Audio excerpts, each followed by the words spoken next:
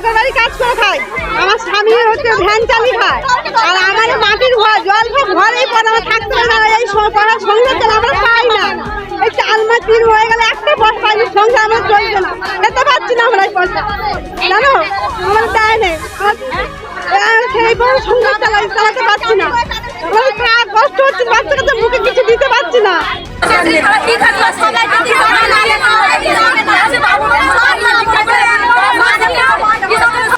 বলছি 128 নম্বর বুথ জামালপুর গ্রাম থেকে সোমা দাস বলছি। মানে আমি প্রথম থেকে লক্ষ্মী ভান্ডার পেতাম 500 টাকা থেকে শুরু করে, এখন মানে আমার বাড়ির লোক সবাই পেয়ে গেছে, আমি একবারও পাইনি, এতদিন পর আমি একবারও পাইনি, প্রসেসিং টাকা, কিন্তু আর কত টাকা খরচা করবো বলুন? প্রথমে অফলাইন করলাম টাকা খরচা করে, আমার বাড়ির সব মেম্বারদের জেরক্স আমাকে দিতে হলো, সব করেছি কিন্তু একবারও টাকা পাইনি। বাড়িতে মানে যারা আশা করবি ওদের বলে দেওয়া কর্তব্য, কার কি অসুবিধা সুবিধা, কিন্তু কেউ বাড়ি বয়ে যায়নি।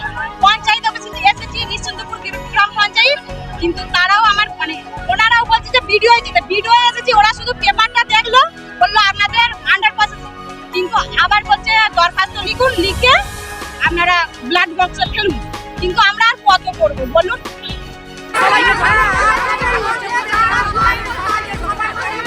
লক্ষ্মী ভান্ডারে অন্নপূর্ণা ভান্ডারের জন্য প্রথমে আমরা অনলাইন করেছি, অফলাইন করেছি, কিছুই হয়নি। এখানে এসেছি আজ 3 মাস ধরে, আমাদের হ্যারাসমেন্ট করছে। আমি একটা কাজ করে খাই হসপিটালে, এমনি কাজ করি না, আসছে আমার স্বামী ভ্যান চালায়, আমার শাশুড়ি বয়স্ক মানুষ, আমরা কি পাওয়ার যোগ্য না? যারা পাওয়ার যোগ্য না, আশেপাশে দোতলা বাড়ি তারা টাকা পাচ্ছে, যারা স্কুলের ভালো দিদিমণি তারা পাচ্ছে, কিসের জন্য এগুলো হচ্ছে? দাদা ভাই যদি দেয় তো সবাইকে দিই। হ্যাঁ বলুন, হ্যাঁ জানানো হয়েছে কিন্তু কিছু করেনি। এখানে এসেছি একই কথা বলছে, এই যে লিখে দিয়েছে এখানে, কেন এগুলো হবে?